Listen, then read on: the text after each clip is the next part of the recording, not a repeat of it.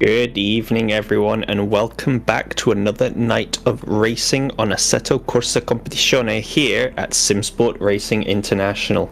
Tonight we enter the back end of the GT3 series with a trip to the Temple of Speed, more commonly known as Monza. It's going to be an action-packed race, I'd imagine, as it is 45 cars flying around the Temple of Speed for a reason. It is the fastest circuit, and just a little bit of background knowledge to go with that. It is also the world's third purpose-built motor racing circuit, which was built just after Brooklands and Indianapolis, and it's also the oldest in mainland Europe. Most people would know the circuit, I imagine, if you're a follower of any sort of racing. It'd be weird if you weren't, if you somehow stumbled upon here, but if you aren't, welcome. You know, we cater to all, we cater to everyone. But yeah, as I say, most people will know the circuit, but the question is, do you know the names of the corners? So should we have a little look at the track map just to get everyone aware of what's in store for them tonight? With Monza, there's not many corners really on the track, but you start off with the big chicane, the one most people end up crashing at, which is Variante del Rettifilo. And then into Curva Grande, if you do make it through there, that's the end of Sector 1. Sector 2, you get the next chicane, which is Variante della Roggia. Then into the two Lesmos, and down through the lesser-known Curva del Seraglio, which is barely a turn. Then you enter the very well-known Ascari chicane, and last but not least, heading down towards Parabolica before you get back onto that start-finish straight.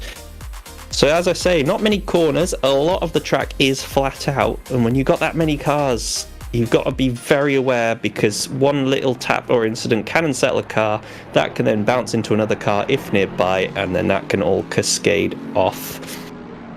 And just as we jump to the cars, you can see we are looking at the first chicane, the Variante del Rettifilo. And that, I do believe, is going to be one of the action points. It's never really so much on the exit, it's mainly entry into there, because that is the point where you've had your foot down basically halfway through Parabolica, straight up to speeds possibly exceeding 270 kilometers an hour, depending on your car. And then, yeah, straight onto the brakes at about the 150 marker board. Obviously, later for the Porsche, because it's just got better brakes. Slightly earlier if you're following other cars, because you don't want to be going into the back of them. And then through cleanly, as we just see Wouter show it perfectly for us, the way to execute the first chicane.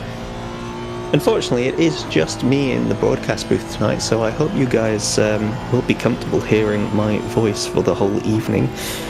We do have a rather long race session ahead of us, so we've ticked through the first little bit of qualifying. Qualifying was a 20-minute session. We've just hit the halfway point now, 9.5 minutes to go. Following this, we then move on to an hour 20 of a race. So far, no rain looking forecast for qualifying, as a possible track cut there for Wouter, just going a bit too wide on the exit of the second Lesmo. But so far, looking good for him.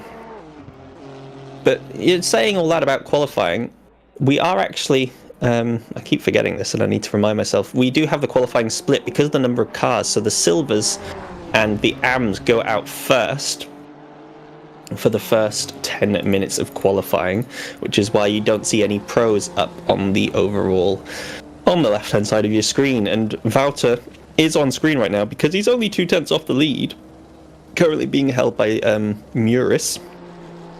And if he can round Parabolica, if he has actually managed to keep this a valid lap, and as I expected, he had not, so he does a little bit of pit entry practice.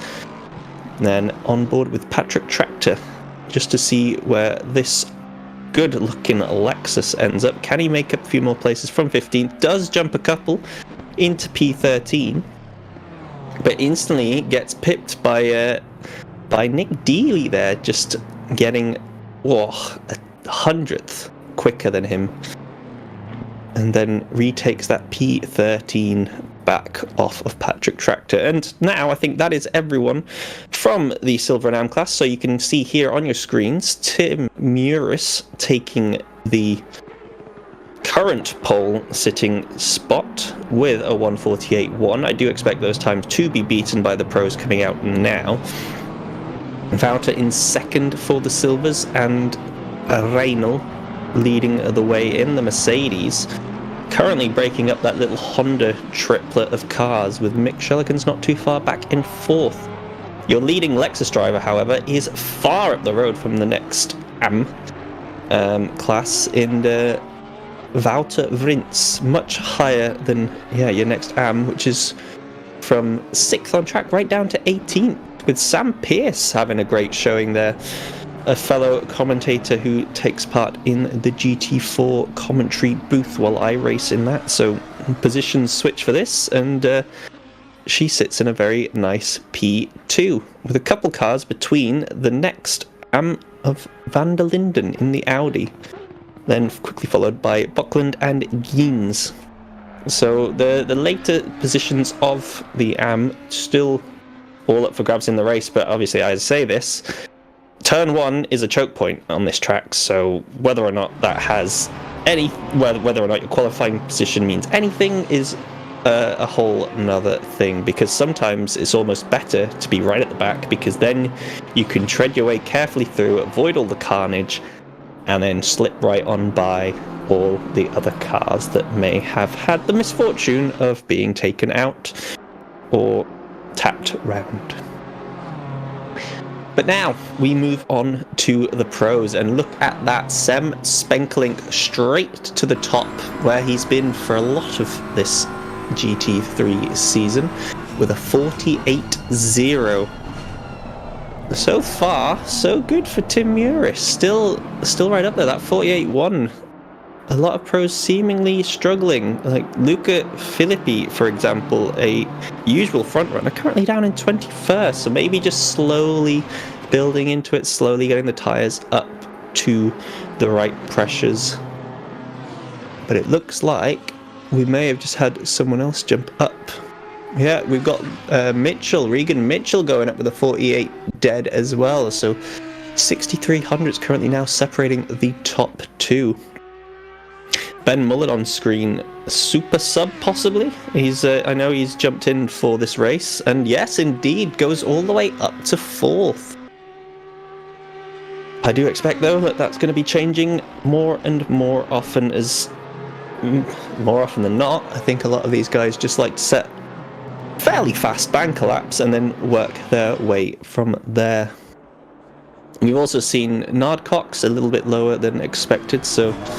And it looks like Sam's actually all over the back of him. In fact, he was too close, gets all the curb, takes a Scary chicane a little bit off, and therefore has to drop back a little. I don't know if those two are doing some more qualifying strategies. They've been doing a few here and there, so whether or not they're giving each other's toes on the straight is another question.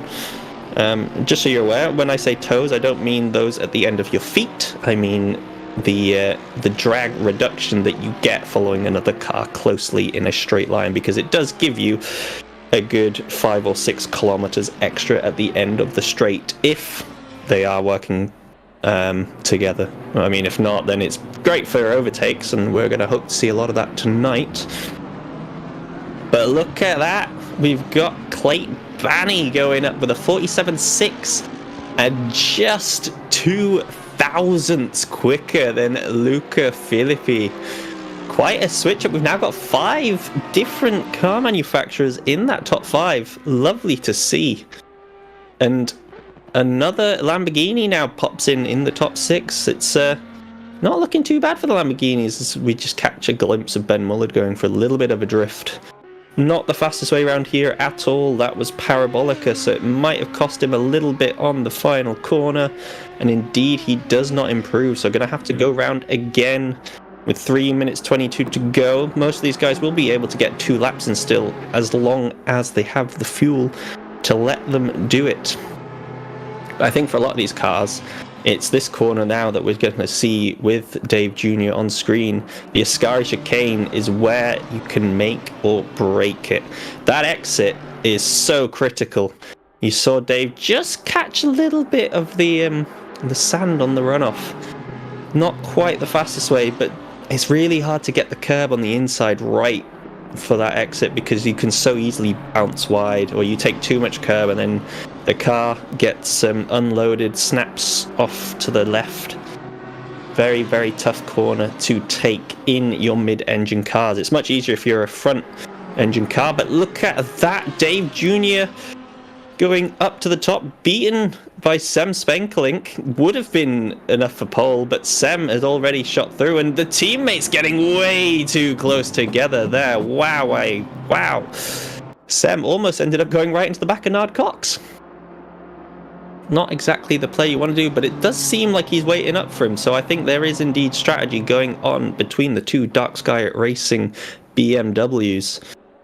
I mean, there's nothing against it, and say if you work with a teammate, you can definitely gain a bit more time on a track that is so dependent on straight line speed. Whether or not they're compromising each other is blimey. We almost had Nard Cox driving to the back of his teammate again. I don't know what Seb's quite up to here, but it seems like he's more in tune at trying to disrupt and destroy his teammate's lap rather than assisting him.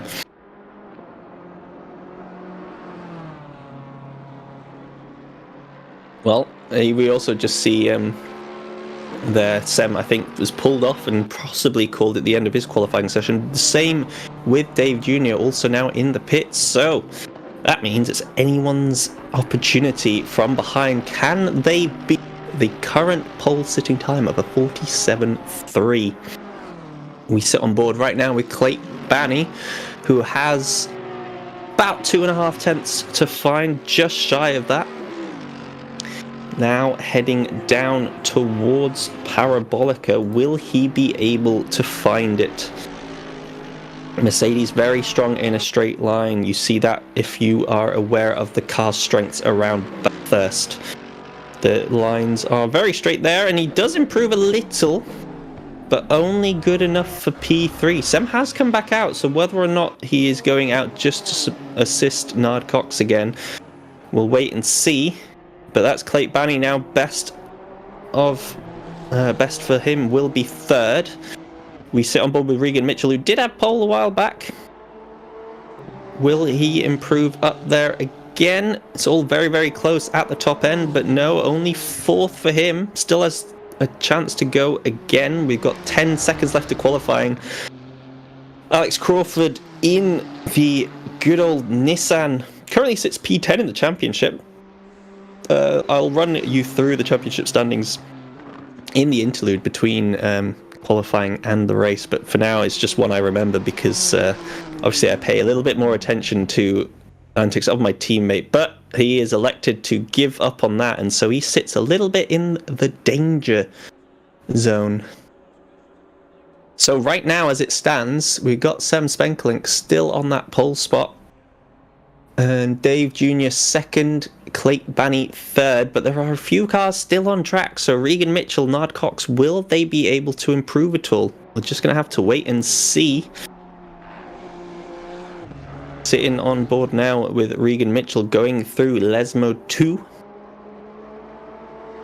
Hard to know exactly if he's up or not. I think I did just get the message from Tom doing your broadcasting tonight that he is up. I'm not sure by how much, but if he's up. 2/10 still, so that this is going to be good for at least a front row as it stands. Maybe not. 2/10, yeah, so he's currently 1/100th shy if it is exactly 2/10. One corner to go though. This one is a tough one to get right because you want to carry as much speed as possible on entry. Hug the inside. Avoid oversteer as you put your foot down because you will just bleed off, but then you also don't want to drift too wide because drifting wide increases the distance that you need to travel for the turn. And indeed, Regan Mitchell goes second. 33 hundredths off the top time of Sem Spenklink. And that, ladies and gentlemen, is the end of qualifying. So Sem once again sticking it on pole. Regan Mitchell second and Dave Jr. third. And we have 6 different constructors in that top 6. Luca Filippi doing very, very well indeed to put the Porsche in 6th place there. And it's also, I have to say, the strongest showing we've seen from Lamborghinis all season long. We got 3 of them in that top 8. So that is a lovely thing to see indeed. If you're unaware, I ran the Lamborghini in last season's Endurance and in my debut GT3 season. So I always have a soft spot for that car. Apologies if I have a little bit too much bias for it, but you know, it's a nice sounding car, it's a nice looking car, so you're just going to have to deal with it, unfortunately. But saying that, I do like all the cars, and we've got lovely liveries which always make different cars stand out, and different cars take the center stage, and of course different cars are stronger at different tracks, and it just seems like this one is one that Lamborghini seems to be favoured at. Saying that though, there's still 2 other cars ahead of Dave Jr., who is the highest placed Lamborghini Huracan GT3 Evo driver. And also, for those of you unaware, is one of the 3 cars that has so far been unveiled by Kunos and Assetto Corsa to be released on the 19th of April. That alongside the new Ferrari and the new Porsche. We obviously hope that that more will be coming along with that update, and it has been mentioned that it will be the largest ever update. So, fingers crossed that that does indeed come to pass. But for now, shall we, as we have this break, run through the positions in the standings for the Simsport Racing International Season 3 of the GT3 season. So, we've raced through how many events now? 2, 4. This is number 5. So this is the 5th of your 7-part season, Monza here. And with that being said, Nard Cox currently leads the way in the pro standings. Currently 5th, obviously, for qualifying today, but he's only 5 points ahead of Luca Filippi, who is right behind him in 6th. So those guys, a little bit out of place, you'd say, based on their finishing positions. But saying that, Nard's only got 1 win this season, and Luca's got 2. So yeah, I'd expect to watch out for those. I think realistically, with the Porsche's weakness being straight line speed, it's probably going to be just damage avoidance in terms of trying to minimize the point loss to the other cars around him in the standings. But those 2 do have a considerable gap to 3rd place Sem Spenkelink, who only has, well, I say only, he's still a good points haul of 135, sitting 3rd in the championship, and he's obviously on pole tonight, with a decent 3-car gap to the current leader Nard. So he will definitely be trying to probably not assist his teammate this time around and just gun it to reduce that gap by as much as possible, because you do get 50 points for a race win. So, you know, there's a good bit on the line. There is definitely a good bit on the line there. And Regan Mitchell, who as well is 2nd place, he is 110. So those front runners definitely not out of it yet. I don't actually know if we have a drop round this season. In terms of the points, it definitely used to be a thing. Whether or not it still is another question. So if anyone's aware and in chat, if you could let me know, that would be lovely. Right, then moving on to the silvers, we have Jitsi Medema with a considerable lead of 35. Actually, less than I thought it'd be. And he is in the BMW, followed by Callum Morgan in the Aston Martin on 115, and then just 11 down to Patrick Tractor in the Lexus. Even then, they're only 3 points then clear of Adam Locke in 4th place in the Bentley. And then you got Tim Uris only a further 8 behind there in the Honda. Ike Jews another point down in the Mercedes, and then I could keep going on at this, but I think after that the next close gap of 8 points is Denise Pope in 7th. So, well, saying that, you've then got 3 cars in 8th place. So yeah, basically silver is all to play for. Medema's feeling a little bit better than the rest because he's got a gap of 35 points to everyone further back, but then after that it's basically a fight, and everyone is going to be giving it their all here at the Temple of Speed. The downside of that for the drivers is it means that you probably won't be giving anyone any space, and that probably means that there may be a few more crashes, which I guess for the viewers is an upside because it means you get to see a bit more, as long as obviously there's no foul play involved and it's all just accidental or unfortunate collisions. That is, we do not want, we do not condone any deliberate crashing here at Simsport Racing International. It is a fair and fun racing environment that we like to try and uphold.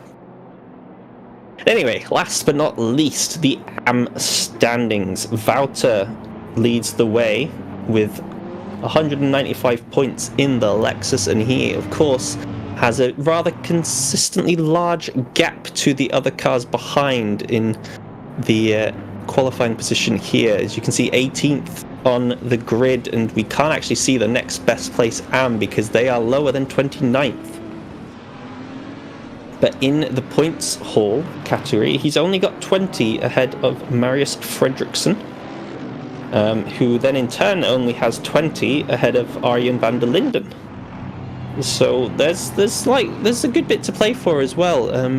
Who is that on screen? It's hard to judge for sure. I think it's... Oh yes, of course, Sam Pearce. She sits 8th right now, 65 points. But if she can hold position, as she's got a little bit of a gap to the rest of the AM class behind, she can definitely get a good haul of points back in and try and work her way up through the standings. And yes, Arjen van der Linden, who is 3rd, currently is 37th, and also sits P3, funnily enough, in the AM class. And then Bockland, who is 30 points behind, is right behind him on track, so they're going to have to be trying to do a little bit of movement in regards to positions in order to try and gain some points on their fellow competitors. But as you can see on track right now, we are just getting the leaders, the high-end qualifiers are just going through the Ascari chicane now, which means that the race should be starting fairly soon. And I hope, for everyone's sake, that it is a safe race start through into the first chicane. But we can always wish, but then when we... I mean, all the drivers will probably also be wishing for something similar of the sorts because, you know, it means you don't pick up any damage, it means you don't have to take possible avoiding action from any spins or crashes ahead of you. But saying that, as soon as the lights go green, you get in the zone and that track is yours and only yours, and you try and make any moves possible. So I wouldn't be surprised if we see a few 3 or 4 wides if there's a few people who haven't quite got the start set as they would have liked, just a little bit delayed on their reaction speed to that green light. And now the tension begins to build as we do around the final corner, getting to the end of the Parabolica. Just a little bit more until we hit that start-finish line. The question is, will all cars be rounded from Parabolica? They will, so it is just foot down and to the floor. I think it probably gives Regan Mitchell the advantage as we do go green, and look at that, the Honda just instantly pulls a gap on the outside. snatches P1 just like that. Now what's happening further back? We've got... Ooh, Dave has to just pull out slightly. Now we've got a car looking to possibly go at the inside. So far so good from the pro runners. Here's the camera view to see everything. Looking clean, looking clean. I don't want to curse it. We've had actually a few instances further back that we can't quite see. Oh, and we've got one facing the wrong direction, but does make it out so clearly as long as he gets a good rejoin. And I think actually we're all good.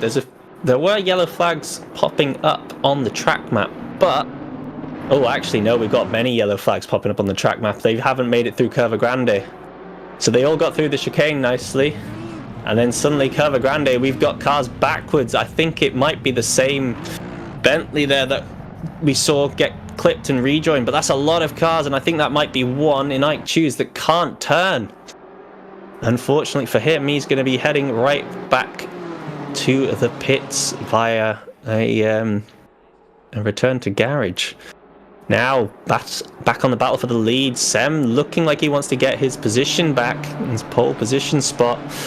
Got very, very close there just before the Ascari chicane, but unfortunately wasn't able to make a move stick as the track just didn't favour his overspeed there. But I'm not quite too sure how we're looking at the top end. It seems like most of these guys did get through okay. Wouter still holding strong in 20th for the AM class. Tim Muris also looking good for silvers in 11th. Crawford made it through as well in the Nissan, which is always nice to see. Now the overspeed with the toe, with the draft. Will Sem take it back here? He's going to definitely be forced to go the long way around, but if he can hang it on the outside of the Retifilo, he may get the opportunity to hold the inside, but deep from the Honda just to ensure that that position stays at his. But I think we're probably going to see a fair bit of this, because it's one of those tracks that, due to the fact of its straight line nature, as long as you're fairly consistent and similar going through the chicanes and the corners, you will always be pulled back into the car ahead due to that that toe on the straights. And it looks like actually we've had another incident there down in the Retifilo Variante in that first chicane, because we had a yellow flag static there for a while. But everyone seems to have got away with that one now and continuing on their way. A few cars have already dropped off the back quite heavily, which is rather unfortunate, and it looks like we've got a slow car in the second chicane, Variante de la Roggia. Possibly just getting a bit squirrely on the brakes and having to take the runoff ahead. But right now, sitting on board with Sem Spenkling, you can see just exactly the different lines available to the BMW in comparison to the Honda. It's able to take a lot more curb without unsettling the car, which does actually allow it to close up further to this Honda. And these two, even though there's a fair bit of battling going on, they are still breaking away from third place Dave Jr. here. Just getting a little bit of free air behind, which may actually push Sem to try and make the little move now that he's got a bit more breathing room behind, because it... Oh, as we got a car leaving pits actually. Regan had to just give up that inside line a little bit, and similar to last time, Sem looks to try and get his nose on the outside, but no, doing the track just not working for him there. As we now look to see exactly what happened at the start. So we got a car sliding, and then that is not the place to be. Oh, the Bentley goes slide on straight into him, and then the guys behind not holding the brakes, not slowing down, everyone driving into each other. A poor rejoin as well from the BMW. I think that takes Peter Bockland out of it, and all these cars with severe damage now. Very, very unfortunate. I'm not sure that the rejoining Mercedes did the spun Mercedes did the best thing by holding the brakes. So it's one of those points where, as sim racers, we are taught to just hold your brakes, be obvious, and be consistent. But unfortunately for him, the Bentley had absolutely nowhere to go, and he might have done better just continuously rolling back off the track, because that is quite the hefty incident. That is quite the hefty incident. See, I see you in chat, Lulu. It was clean prior to that. That was after I said it was looking clean, you know. And whether or not that's considered a curse is another question. But if we're just talking about what was visible to me, it was clean at the time I said it was clean. You can try and, you know, do me all you want, but I didn't actually call it wrong at the time, as we actually get a yellow flag at the Ascari chicane. Not quite sure if there are multiple cars involved with that. Oh, it looks like it's our resident drifter, Steve Parker, going for a bit of an excursion, getting a little bit close on the rejoin there. We actually have another car off as well. Someone else, looks like a Ferrari, had gone a bit AWOL, rejoining slowly too, and I think there's another couple cars that have also gone a bit slowly through there. So Frank Hopp, one of the ones not having a lovely time. That car looks a little bit beaten up, a little bit battered. We also have a, I think that might be a stop-go 30 for Suki Vervat, and there's actually also another one further down. So 2 people caught speeding in the pit lane, must be on pit entry. Oh no, this would definitely be pit exit, because Ike, he was the car that unfortunately had to RTG to the pits, so he's must have forgotten to bound his pit limiter and sped in the pits on exit. So really not fun there to get, after all that, a stop-go 30 to even crush your hopes of any major result further, as we have a little bit of a battle here between Steve Parker and Haig happening right now on track. The silver driver stuck in a sandwich of AMs on the overall. Goes a little bit wide there, but right back to the leaders. They're still nose to tail. Mitchell not able to push off Sem at all from this continuous onslaught, and I don't know if it helps Sem or not, but they've got the first back marker just ahead of them, and they are flying right now down the Rettifilo Tribune, also known as the start-finish line. Looks like Sem's actually given up defending that inside line. Sorry, Mitchell had given up defending that inside line, was happy enough with the gap given as the 1.33, I think that was, off at the Curva Parabolica. A bit of an odd spot to see cars off. I think that was one that definitely could be considered contact related, as the back marker very cleanly gets out the way there, just to let these two continue fighting without any outdoor effects. As Adam Asailovic, looking up the inside of Nard Cox, wasn't able to get that position there. Now switching it up, going for the inside line into Lesmo 1. Nard sweeps it around the outside, still having none of it. Just more confident with his line on the outside there. Adam, I do believe, is a sub in for tonight, having a very lovely looking Lamborghini there, currently all over the back of the other Dark Sky Racing car. One creating all the pressure on the race leader, the other getting a lot of pressure here from the Lamborghini behind. But I think this will be the point where we see that BMW just stretch its legs a little bit through Ascari chicane, just has the opportunity of taking the easier line, which does allow it to get its foot down and on the power just that bit earlier.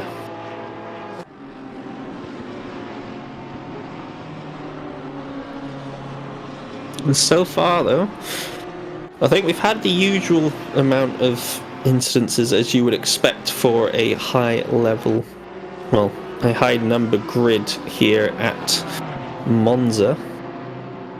But as I say, so far, so good for the most part.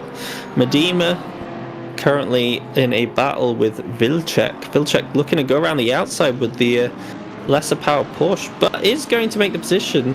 This is a different class battle, so whether or not Medema is putting up too much of a fight is another question. Medema is our...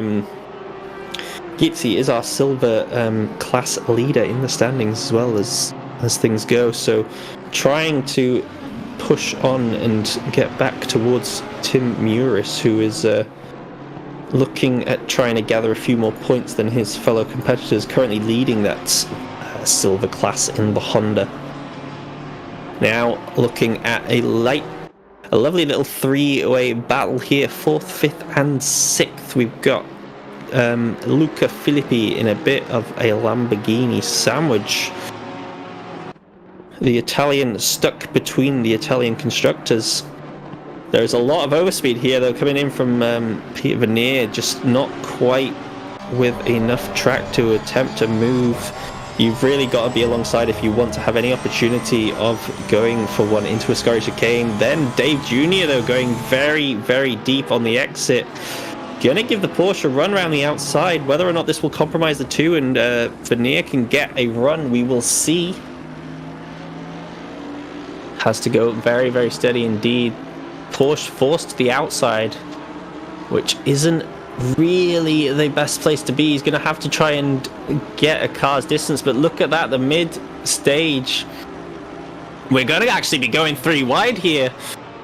Peter Vernier sticking it up the inside. We saw Dave go very, very defensive. The Porsche just gets absolutely ruined on the straight. I think he was technically ahead of the two of them. He was going across the start-finish line, but has to give up on that. And Luca, for all that, did still get the overtake on Dave Jr. Was able to hold it round through the Variante Rettifilo. But lovely, lovely jump through 2 by Peter Vernier. Just sends it through the middle. Was unhindered in the final corner going through Parabolica. Used that overspeed beautifully to shoot past both of them and just move his way up into, I think that was 5th.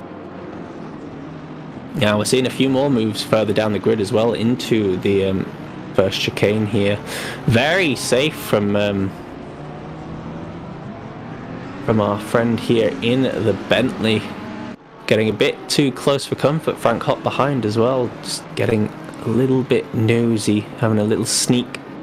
As Patrick Kleiner with a stop-go 30 as well. So this was, I think, the BMW that was caught up in one of the incidences early on. Is it a stop-go 30? I believe so. Oh, a 10 seconds, sorry. Have we got live stewarding? Or is there stop-go 10 new? I have not seen a stop-go 10 before. That is interesting. Yeah, so possibly from cutting the chicane. I've never seen a stop-go 10 before. Is anyone in chat able to update us on this? Because me and Tom here are a little lost. Can't say we've seen that one before, but nevertheless, the racing goes on, and we now sit on with Denise Pope. Got a little bit of a sandwich between a teammate, but just looking back at the leaders here, still nose to tail, still pulling a gap to everyone else behind. It's quite the battle that is going on between these guys. And yeah, they now almost have 5 seconds to Clayton Banney in 3rd place. Oh, we've got quite wide from Regan Mitchell, and it looks like Seb's going to be able to make the run. However, that Honda does have extra legs in a straight line, and if he can just keep the overlap between them, it might allow him to sneak back up the inside. But no, Sem does get the move done. A rookie mistake from Regan Mitchell there, just goes a little bit too wide on the second Lesmo into the dirt. Does a good job not to spin it, but look at the gap that Sem has just pulled. Suddenly, the car ahead releases him and he is gone. Just like a slingshot being unloaded, that BMW is out of there and quickly picking up a few car lengths gap. We will see just how big that is as he crosses the line. Almost a second already in just the final sector. Sem Spenkelink is a man on a mission. Whether or not he can just keep this gap to grow continuously now is another question. And we do have to consider as well, actually, the race is an hour 20, which is just slightly longer than the stint times we run in the GT3 league. As we quickly hop to a replay just to see exactly what happened to Regan Mitchell here. So far so good through the first Lesmo. All clean, a little bit wide and a little bit squirrely. Maybe just upsets him slightly. Catches a bit too much coming. Actually, hard to tell if he got a little nudge wide there. The angle of the camera didn't really help us out on that one to see exactly if there was any contact or not, but might be one that possibly could end up being revisited in the steward's room later on in the week. We'll have to keep an eye on that one and see if there's any mention of it post race if the action remains unchanged. But look at this, Regan has quickly brought that 0.8 gap straight back down to probably less than half a second.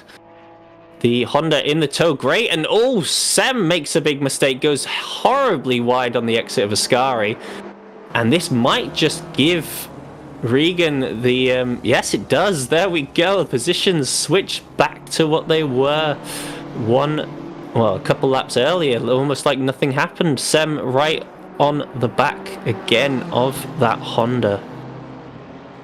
Interesting, two mistakes quickly following one another from each driver, and just like that, the gap to Clayton Banny does drop a little bit. But Sam's also now possibly thinking of making a move up the inside again. No, doesn't quite have enough of an overlap or the confidence in the brakes to go for a late lunge there. And so positions remain 1 and 2, Honda to BMW.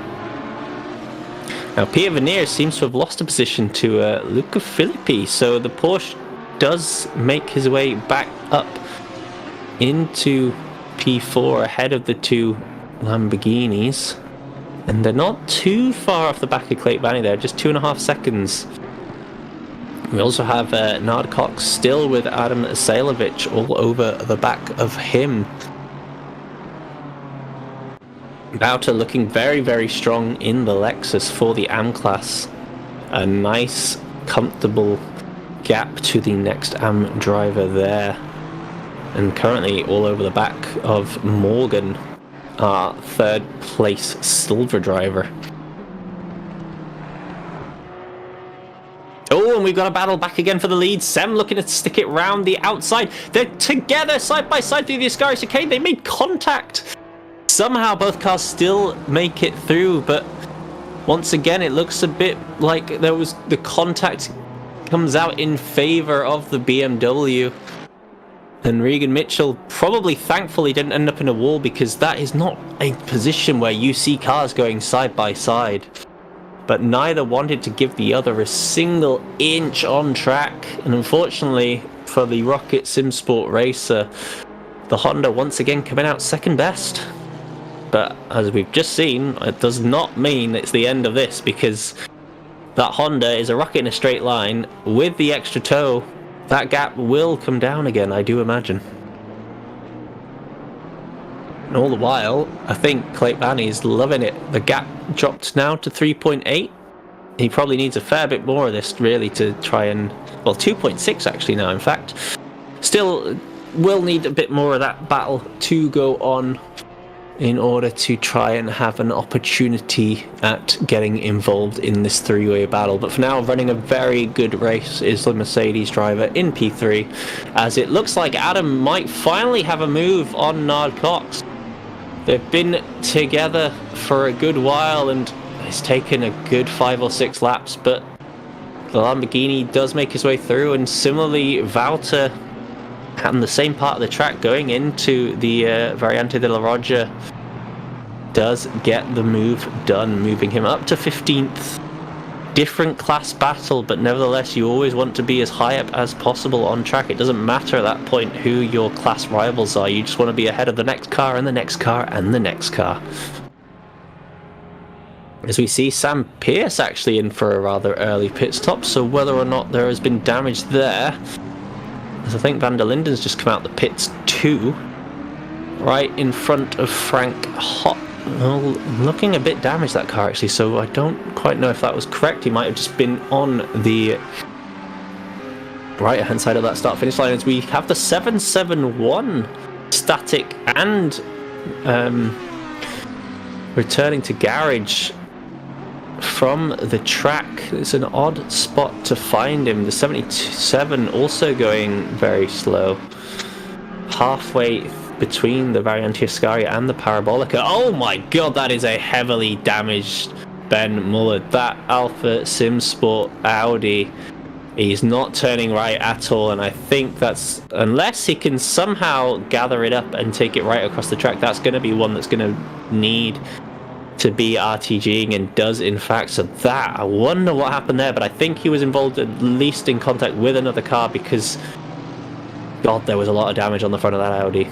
And the 133 now also having an incident. The 267 through Ascari. Suddenly cars, I think we might have just hit a point where the rubber starts to drop off on the tyres, because a few yellow flags popping up all over the place. Very much suddenly becoming quite an active zone for these yellow flags on track here at the Temple of Speed.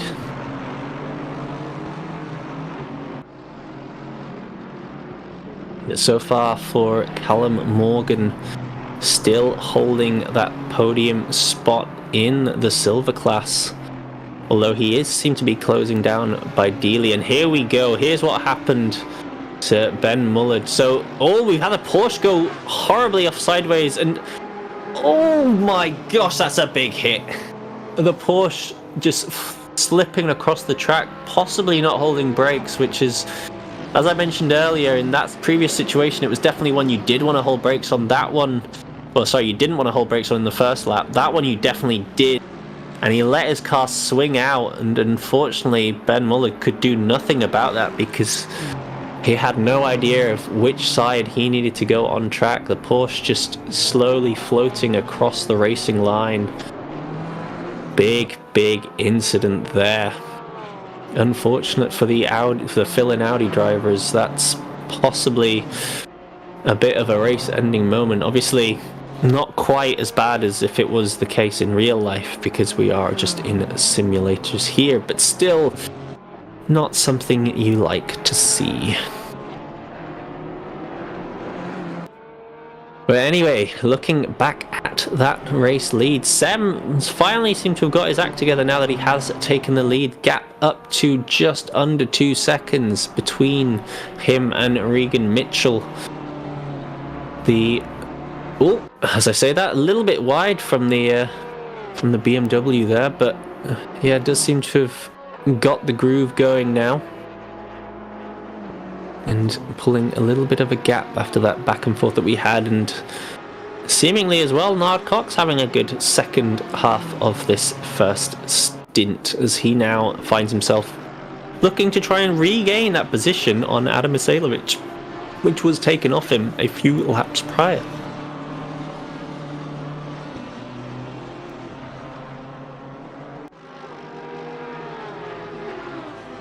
Now the question is, who's pitting and who's not? That is something that we need to try and get an understanding of. Obviously, we're still quite early into the race, just 25 minutes of the hour and 20 that they will be racing for. So I don't imagine, other than the enforced pit stops that we've had for damage, that anyone is doing it out of strategy, as we have another yellow flag at the second chicane, the Variante de la Roja. Someone caught up in an incident up there. Right now, Patrick Tractor looking to try and find a way past Evan Yetvis. This battle for P23 on track, but obviously both silver class drivers. A little slide there from Patrick. Just doesn't quite allow him to keep that gap as close as he would have liked, and I think that means Evan can have a little bit of a breather now until the end of this straight, and we'll just have to keep an eye on whether that gap will grow or not, as we quickly look to see how the three the three Lamborghini drivers are doing. And Nard Cox dropped off a little bit again off the back of Adam, so Adam being able to just drive a little bit more comfortably than he may have been doing before. these three Lamborghinis running 5th, 6th and 7th, which is a great showing for that constructor.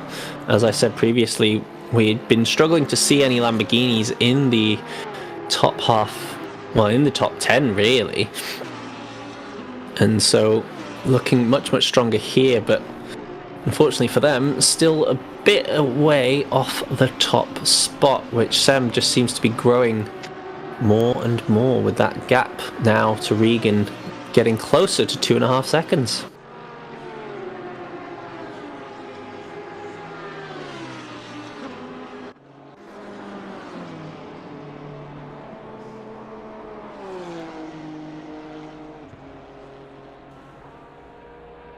Yeah, as I was saying, the pit strategy, it could be an interesting one, because I haven't seen where Oliver Anderson might actually be on track, but I think it's in an alright spot to drop that information. Now, he said he's going to try and no-stop it. We currently see him down in 32nd, but I think he has actually pitted. Unfortunately for him, he probably was forced to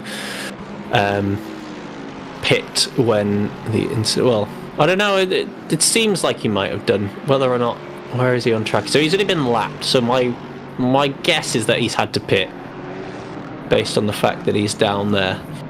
That might be wrong. He might just be on a massive tyre conserving strategy, but the car seems a bit too clean if he has been involved in an incident.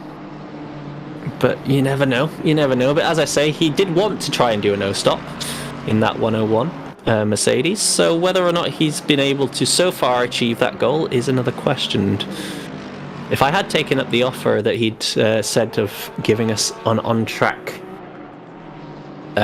call-up, I could have actually used that information to my advantage and got a little bit of on-track information from him. But at the same time, I think even though Monza has a lot of straights, it's one you still really need to be focused on as much as possible, because I think we currently see Oliver Anderson getting out the way of Valter. So yeah, I will say that he's had to pit. I'm gonna put my name on that one. I am going to put my name on that one, that he has indeed had to pit. As he gets a little bit close to the back of that Lexus there, and there's a little bit of a slide. Just not quite getting the speed differential between the two. So, I think this is a battle for P2 in the AM class here between Ian van der Linden and Stephen Bartlett. 27th, 28th. Frank Hopp with a rather damaged Ferrari behind, but still keeping it going in a straight line.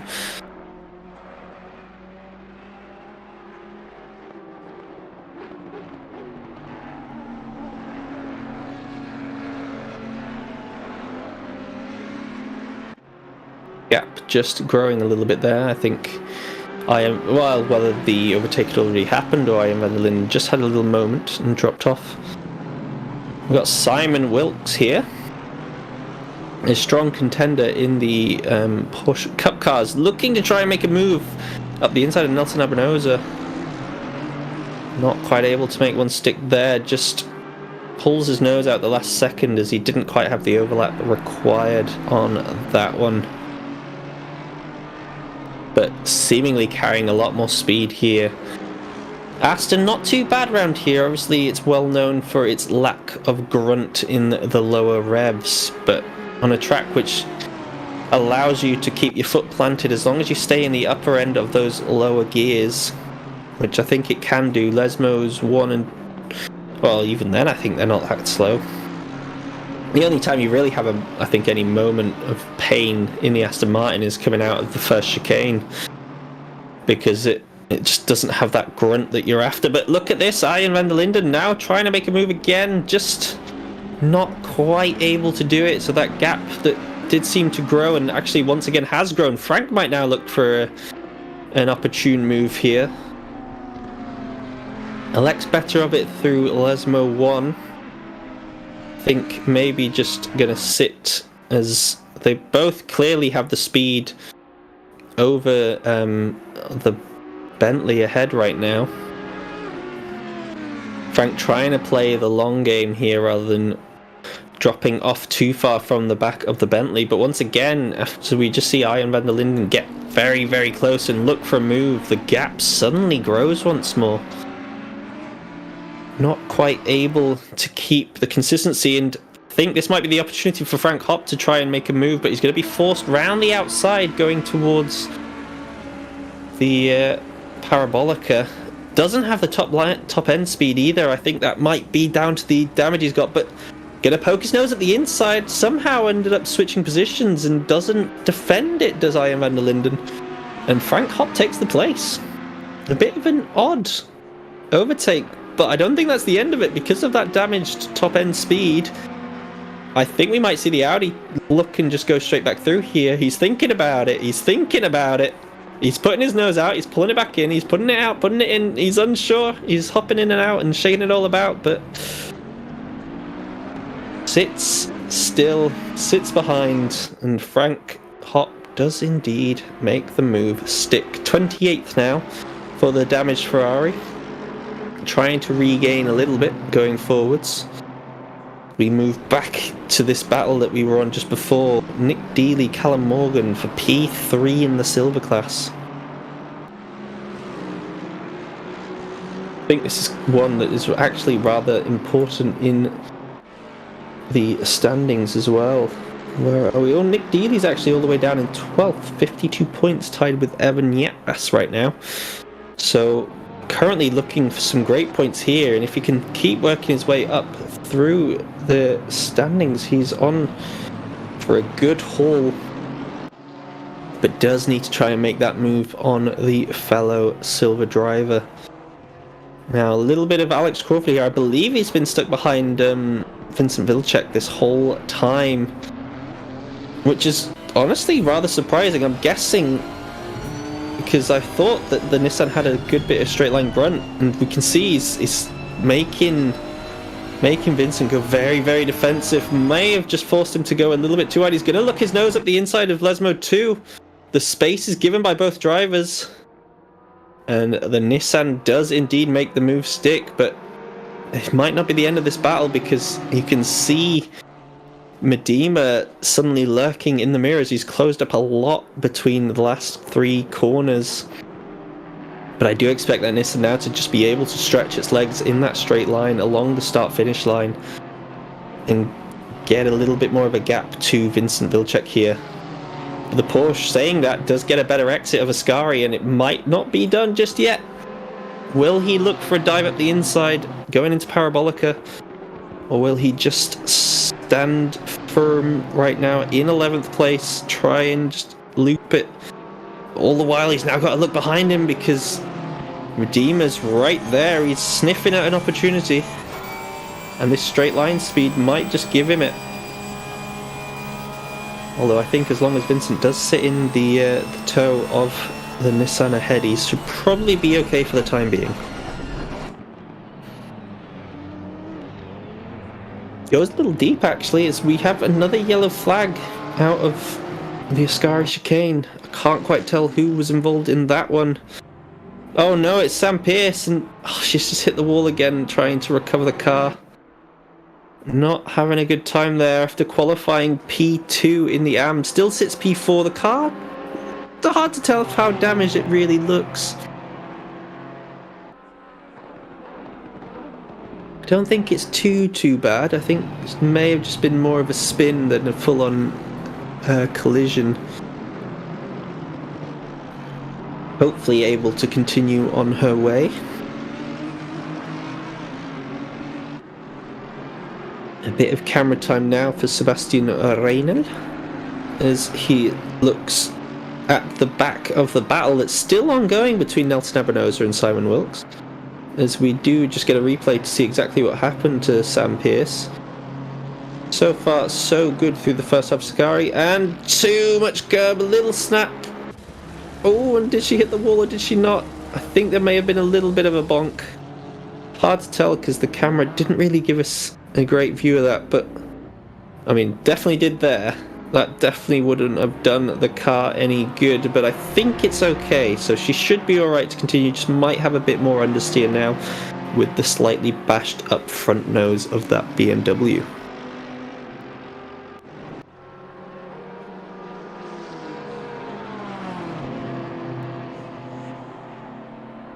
Medema still over the back of Vincent Vilcek. You can see Alex Crawford now making a little bit more of a gap, a little bit more leeway ahead now that he's been set free.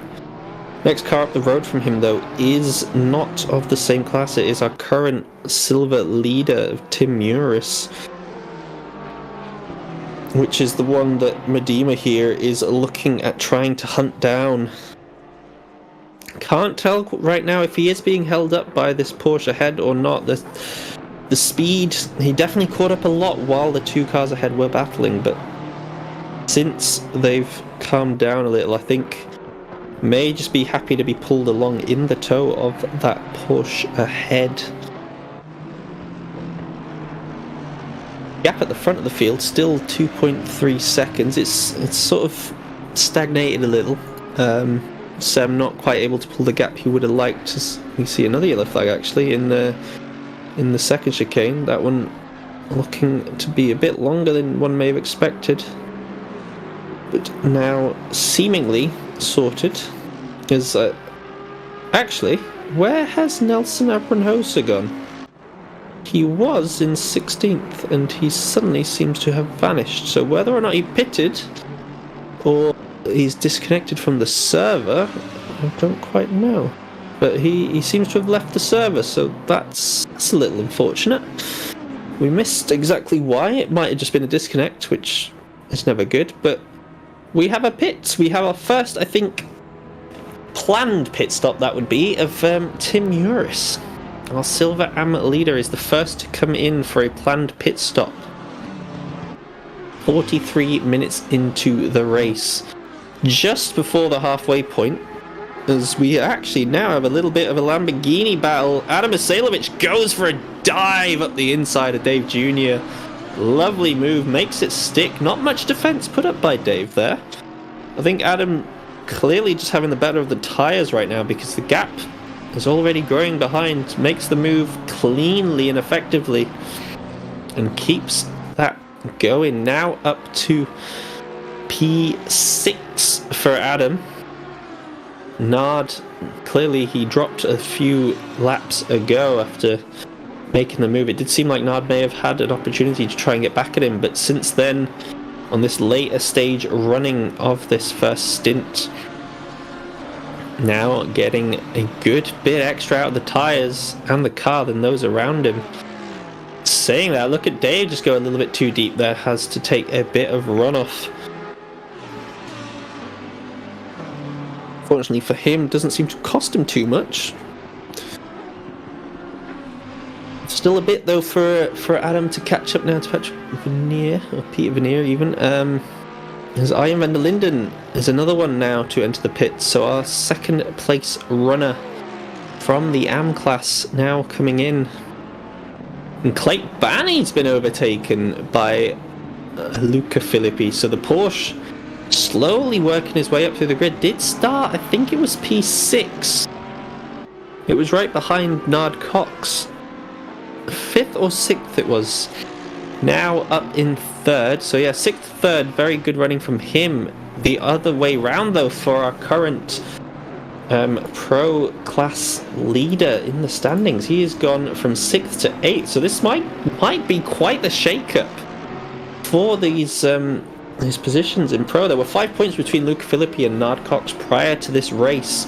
He is definitely going to be switching in favour of the Porsche driver at this current stage. But saying that, we've still got 40 minutes to go, so a lot can happen.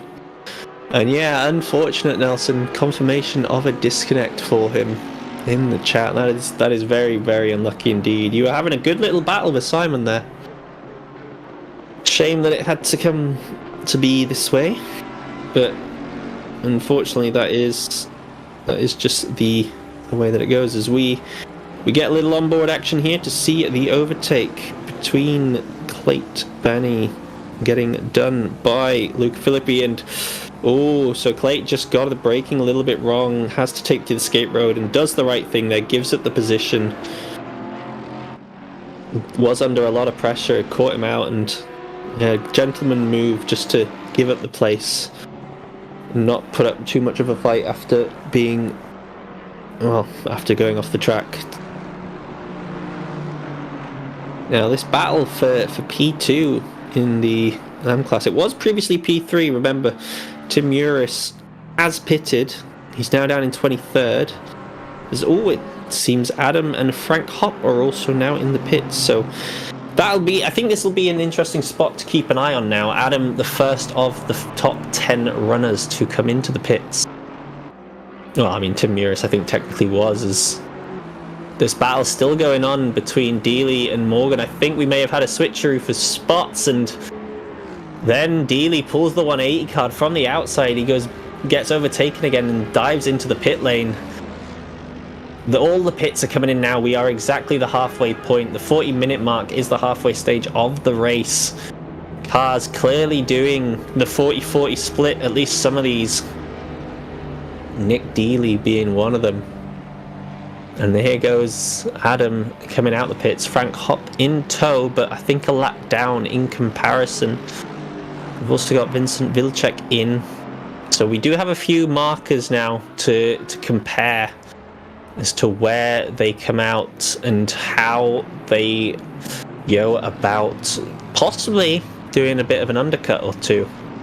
So we know Adam was in between the two other Lamborghinis of Peter Vernier and Dave Jr. So we'll get an understanding when one of them jumps into the pits to exactly see where they end up in relation to each other. Vincent Vilcek the same with the Nissan of Alex Crawford, as it looks like our two leaders are in, and that gap seemingly came down a hell of a lot prior just to the pits. But yeah, this is Sam in the pits, and Regan Mitchell also. Same with Luca Filippi. So all three of the top three have just suddenly come into the pits together. Now the question is, does Regan get the jump? Because that gap was quite large. It was a second across the last time round between them. And then you saw them nose to tail in on the pits, so maybe Seb just not pushing the braking point much, or it could have also been Regan pushing the braking point too much. We also have to keep an eye on if anyone's going to get penalties for speeding in the pit lane, but so far so good. Sam does come back out ahead of Regan, and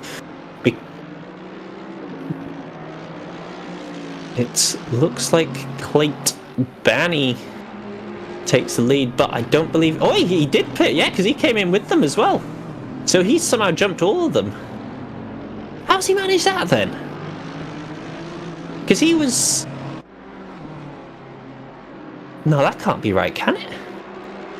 Has he really just gone and jumped all of them after being like... Well, how... Oh, I wish I could go back and see how far back he was prior to the pits. It says he was 10 seconds down prior to the pit stops. But it also says he was behind Nard Cox, which wasn't the case. I don't think Pit Wall Live is working quite correctly, but nevertheless, Clayt Banney is in the net lead of the race. The Mercedes pulling a masterstroke here. And somehow, maybe actually, so yeah, here we have, there's Sem and Regan Mitchell. Then you got Luca there, and there's Clayt. So I'm guessing Clayt must have not taken tyres to go for track position, because there's no mandatory pit time. So Clayt's come back out on the same set of tyres. Everyone else has taken new tyres, and it looks like, although it's given him track position, he now has Sam Svenkeling all over the back of him. And it may be costing him in the long run. We'll have to wait and see. We're getting very, very, very close indeed. Sam all over the back. This is for the net lead, remember. It's hard to judge for sure, because we have got Peter Vernier now in the pits. Van Schaik as well in the pits. Does get overtaken by these guys. Sam getting the tow, going into the first braking point, pulls out, but no move available for him. Just has to tuck right back in. Now, where is the Lamborghini of Peter Vernier? Because he was in the pits as well, and I The overall does say, okay, no. The overall is yet to update. He is pulled in back a little bit further down, but still ahead of Adam Asailovic. And Luke Philippi, it's saying, is down in 14th. No, it's just... Okay, this overall is a bit all over the place right now, because it seems to be a little lost. He's in 12th, but he is still ahead of the two Lamborghinis, and Sem has dispatched Clay Banny. We did miss that with all the confusion about the Lamborghini, so apologies for that. But Sem regains the net lead, and now we get to see just how strong Clay's defence is against the Honda of Regan Mitchell, as undoubtedly he will come under pressure at some point due to that difference in tyres. But then again, saying that, these tyres do normally last a good hour 20, so was it into the second chicane, I wonder? Because we did see this and then we jumped off, so maybe he just got the better run out of the first chicane going towards Variante del Roger, or does he get it done prior to that on the Curva Grande? Set stuff on the Curva Grande looks so close to Clay. It's just more confidence on the brakes, sends it round the outside into Della Roger. Lovely move from Sem there. And puts himself back in net P1, but still only 6th on track right now, so needs to make sure he keeps it out of trouble. Needs to keep it out of trouble indeed, as our current race leader, Dave Jr., is just aiming to go faster and faster. As we got a yellow flag, that was just behind the leader. Whether or not that was one of the front runners is another question. Regan Mitchell now over the back of Clay Banny, as we expected. Applying the pressure, needs to try and dispatch him quickly if he still wants an opportunity at getting this race win, because Sem has a little bit of clean air ahead and it's going to trying to make more of a gap here.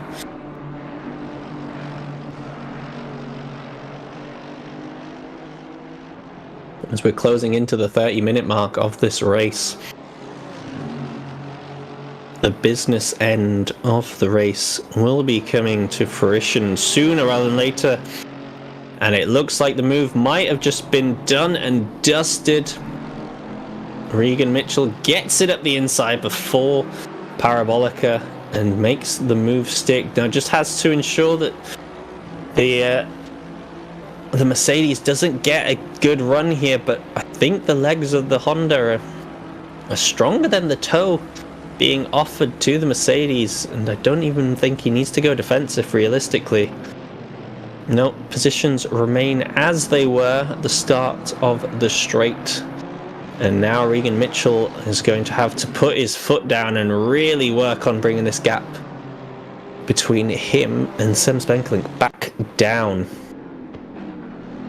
But one thing we do have to mention, and one thing we do have to keep an eye out for, is I did say that some cars could think about going the no stop. Oliver Anderson did want to do that prior to the race. He hasn't been able to do it because of getting involved in incidences, as interestingly enough the other BMW just gets right out the way there, lets Sem go through.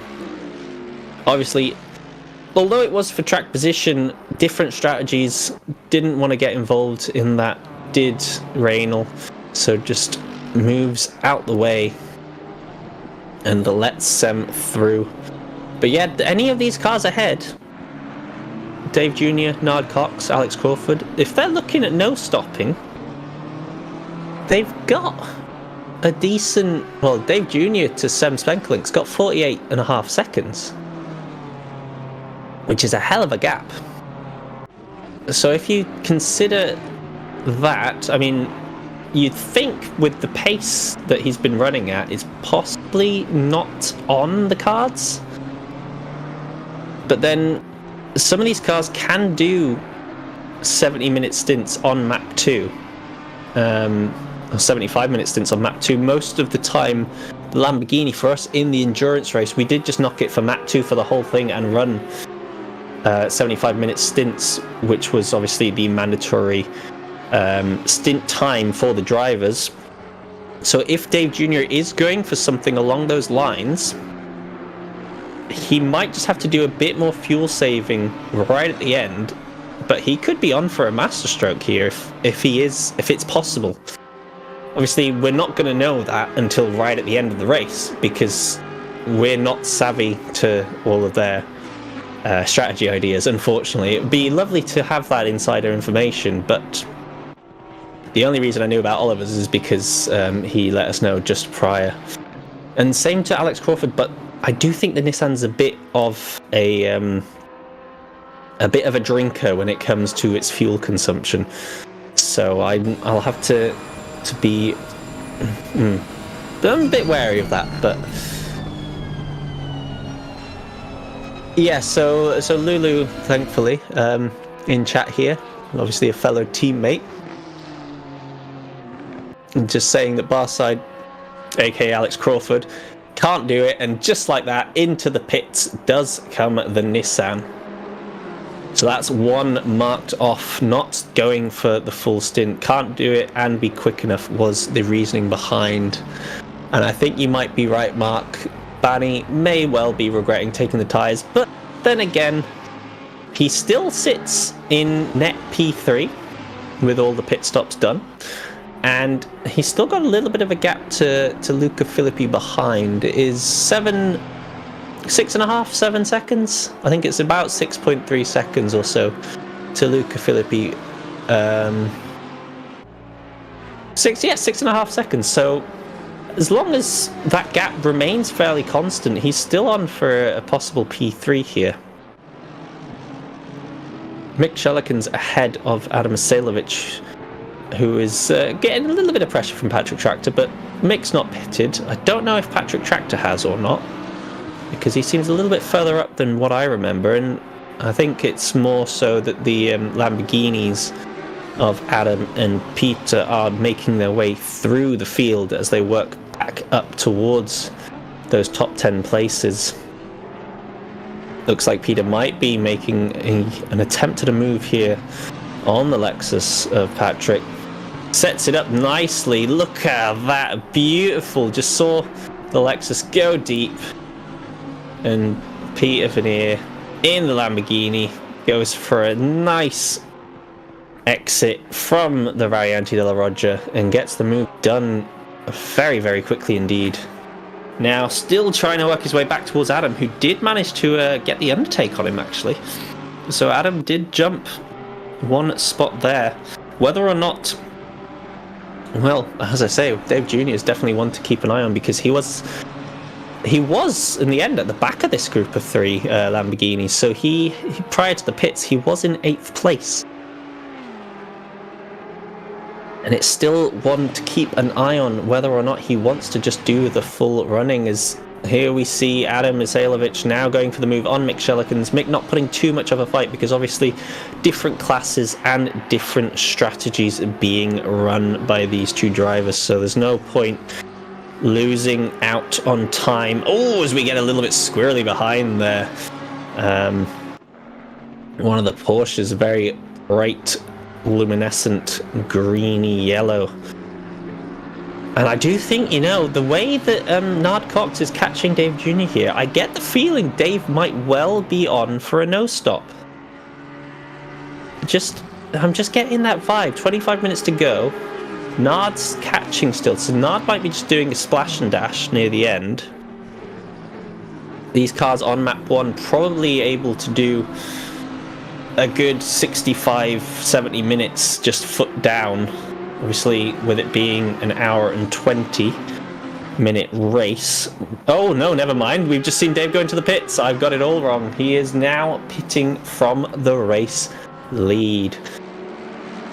So there goes that old strategy conundrum that I was considering, which is a little unfortunate, because it would have been nice to have tried to keep running the numbers on that one, as Sem now makes his way up into P4, getting past Sebastian Reynal. Does the move cleanly. Once again, the silver class driver not putting up too much of a fight, running his own race nicely at the minute in P2 of the silver class. Medema, our current leader in the silver class, sorry. No pits yet from either of them because Tim Muris was our silver leader in the class, now currently running in P15. So maybe this whole have they pitted, have they not, will they pit, will they not, is more of a silver class idea to bring in. Now Dave Jr. has come back out the pits, but the question is, where is he on track? Currently showing him in P3. Regan Mitchell right ahead of him there, so he has jumped both Lamborghinis. Maybe, and he's also actually jumped Clayt Banney. So Dave Jr. going long has made up 3 places. He was in P8, now up into P5, and that is still with Nard Cox and Jens Medema left to pit. So a very strong strategic decision there from Dave Jr. Probably also not taking tyres actually to get a bit more of a leap in the positions like that, but I don't think realistically you need to, as long as you can keep the temperature in them prior to the pits, because that is the one thing you've got to be careful of when you go into the pits, obviously, and you're static for a little bit of time, as that's an interesting but a safe way, I suppose, of getting out the way of your net race leader, who now finds himself in P3. Sam Spenkelink, 2 cars up the road to go from him. His teammate, who's currently leading, yet to pit, and Medema of the silver class also yet to pit. But finding himself in quite a bit of traffic right now is Sam Spenkelink. I would say that gap still is about 44 seconds from Nard Cox to Sam Spenkelink, and then Medema sits about just under halfway, or just over halfway I should say, 26.5 seconds behind the leader Nard Cox. As I think we've just had a switch of position. Sebastian Reynal into the pits, possibly. He's dropped down the orders a little bit, down to P12 now. So yeah, indeed, pit from Sebastian Reynolds. We have a yellow flag after the second Lesmo. Now the car slowly getting back on to his way towards the Scarias. Oh, I think Sam Pearce almost had a bit of a moment there. But thankfully took evasive action and no collateral damage. Speaking of collateral damage, though, there was a bit of a bonk from Evan Yetvas onto the back of Tim Muris. Didn't do the Honda any damage, though. Does make the move stick, and Tim now into P13, back on the podium standings for his class. Actually, no, he's not quite, because we've still got our race leader, our silver leader of Medema all the way up in P2. So he's currently P4, but as I say, all 3 cars ahead of Tim, not pitted. And oh no, Sam's BMW there looking a bit more battered than we saw earlier on after that that incident that she had going through the Ascari chicane. Now down in P34 as Oliver Anderson goes past. It's funny, I know that car just because of how, I don't want to say disgusting, but loud, I think, is possibly an adequate word. I personally don't like it, but I can't be the judge for everyone else, so, you know, I'll leave it. As Nard has gone into the pits, and out he comes, and he has jumped Dave Jr. as well, so another one just doing a little bit of a splash and dash. Sits now currently, I think that's right behind Regan Mitchell, as we did just see Sem and Regan hop past, and we also have Medema into the pits, coming back out very, very quickly indeed. So another little splash and dash. Some of these guys clearly strategizing. There goes Patrick Tractor. I think Medema's going to come back out ahead of Alex Crawford. There he is. Medema was previously behind them. They are different class drivers, but again, another bit of smart strategy coming through from the silver driver does now move him. I think that's well, yeah, net P1, and he's P3 in class already, but as I say, Shelikins and Tractor have not pitted. Now, if they're also doing the splash and dash, which they could well be doing, they could be doing the no-stop. I'm going to keep saying this because it is very much a thing that could happen and possibly might happen. But here we are, the leaders for the race, and Vilcek with Wouter. I think Wouter just getting out of that one, knows he doesn't need to put up a fight there. That's a pro with an AM. Wouter looking very, very good here, sitting P16 now in the AM class. Next AM further down, at least P28 and lower, so Wouter just driving his own race very, very comfortably indeed. Another yellow flag coming out of Lesmo 2. That is, I have to say, that is a hot spot for incidences, because it is so easy to just catch the sand on the outside and the car loops it. And it is our pro driver, number 36, well, 36th place, number 195. Not having a good time there. Quite far down indeed.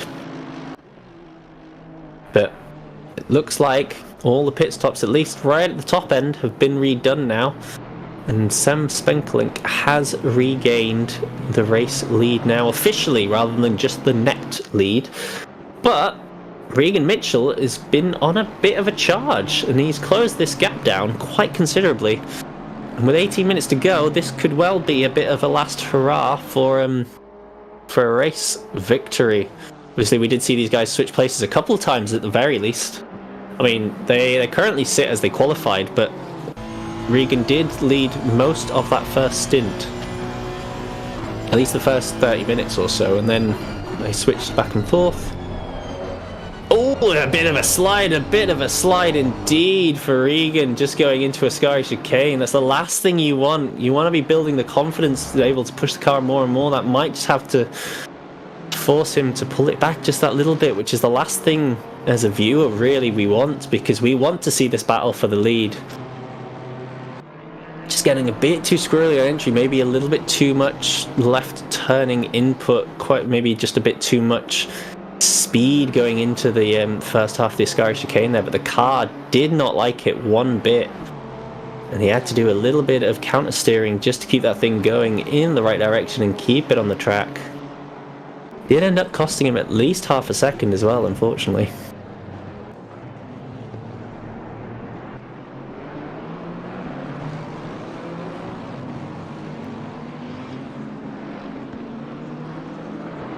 In the meantime now, Blake Banney under a little bit of pressure from Luca Filippi. So Filippi had made it all the way up into P3 prior to the pits, and he looked to be on for a decent podium spot as P3 in the silver class now goes into the pits. So Patrick Tractor makes way on that podium step for Tim Muris to regain position. But as I was saying, it looks like Luca's going to try and make a run here up the inside of Clay Banney. Clay on, obviously, his old used tyres from stint 1. Filippi is not. But yeah, he was in P3 prior to the pit stops. Dave Jr. and Nard Cox both pipping him by going longer and playing a completely different strategy. The gap between Luca and Dave ahead is about 5.5 seconds. So whether or not that can be pulled back in the next 15 minutes, and that's just to Dave, and then obviously he's got to overtake Dave. It's going to be quite a tough ask as we now hop back on board with Regan, but that gap to the lead is growing once again. It looks like he may have had another moment or two, because it's gone from 1.1 seconds at the end of last lap to now 1.6. So another half a second lost for Regan Mitchell trying to go for that race lead. And Patrick Tractor coming out of the pits straight into the path of Sebastian Reinl and Dealey as well, getting right in the action all of a sudden in this midfield pack battle in the silver class. The white Mercedes has made it through as the last of the late pit stoppers comes in. Mick Schellekens, we could well see him drop right into this battle as well, because he wasn't too far ahead of Patrick Tractor prior to those pits. So now Dealey looking to try and make a move on the back of the recently pitted Lexus, and Evan Yatvas the same. They've pushed it as long as they could, but it is the end of any no-stop strategies for any of the race. The racers at the pointy end. And now it's all down to the strategy of who can go fastest for the last 14 minutes.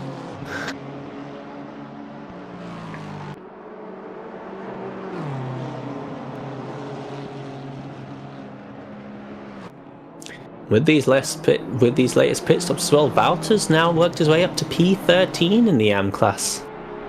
A lovely showing there from him. I'm not sure where the nearest AM driver is, but he is a long, long way ahead of the next best in class. Look at that, P13 to P30. Ian van der Linden. A hell of a gap indeed. I couldn't even tell you what that was in timings, but I guess I can go work it out if you really want. So where are we? We've got Wouter P15, and he is 57 seconds behind the race leader. And then P30 was Ian van der Linden, who is 1 lap and 65 seconds behind the race leader. So he's basically a whole lap ahead of P2 in the AM class, which I have to say is a very, very strong showing indeed, and very likely that next season he will indeed be moving up into the silver class. I mean, if it was just on one showing alone, for this one I'd say 100%, but obviously you may have one track you just naturally are very good at, so it all depends on how you do it in the season. And well, he is leading the AMs as we stand, and will definitely be bumping up his points tally as long as he keeps it on track and all is good for these last 13 minutes.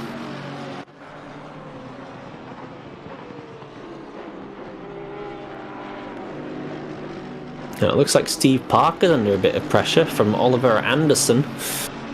Mercedes on Mercedes. The Drift Star against the Drift Wannabe. They also have the Lamborghini of Adam Asailovic to deal with behind as well. So Oliver has to make a decision here. How does he let the Lamborghini through, reduce the time lost, and also allow himself an opportunity to try and make a move? So he's done a brilliant job of letting Adam through, just stayed wide going through Parabolica, lost the least amount of time that way, now sits in the toe. He's going to try and stay as close as possible to Adam here, as Adam looks to maneuver Steve Parker, but oh, Oliver got it all wrong, and oh no, oh no, oh no. Singing the praises in the first half fit, but got the braking so wrong. Had to take evasive action diving to the inside, and ends up having Adam drive into his door. Very, very unfortunate indeed. Let's hope that the same doesn't happen as he lets through Peter Vernier. Stays wide again. This time does brake a little bit earlier and just try and sweep through. So take one really didn't go well for him.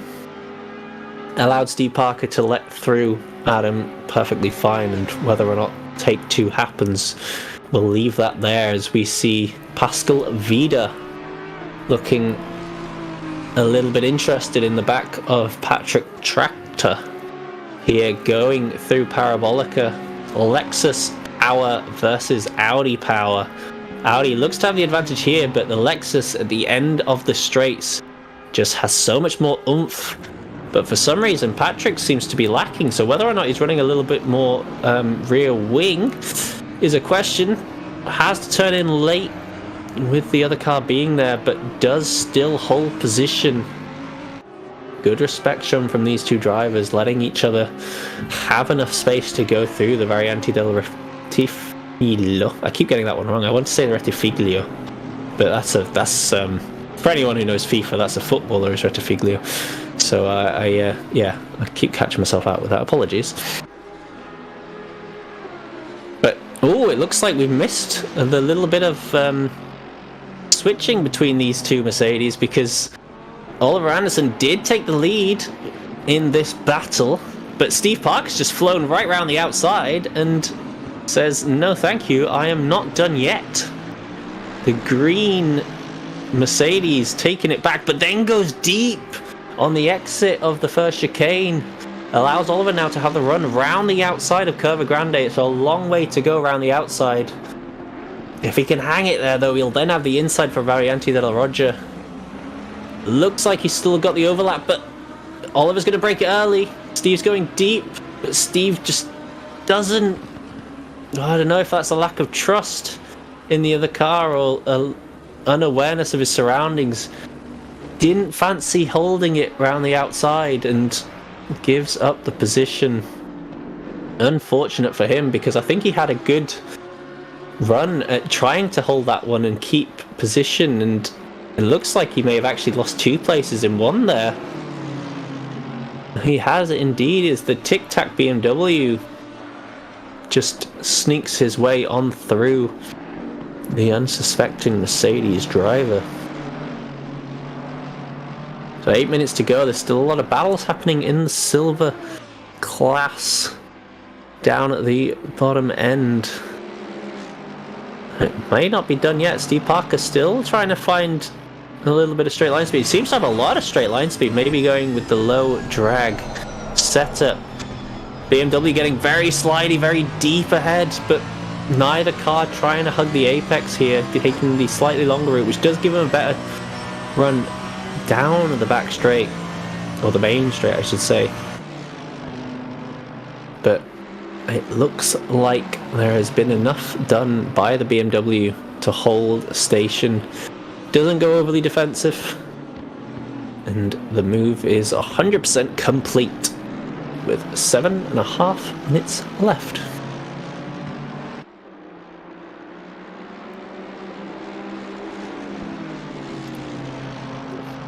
Just having a look at the gaps back up the field, there is still about 2 seconds left between first and second place, and then a further 6, almost 7 seconds between Regan Mitchell and Nard Cox.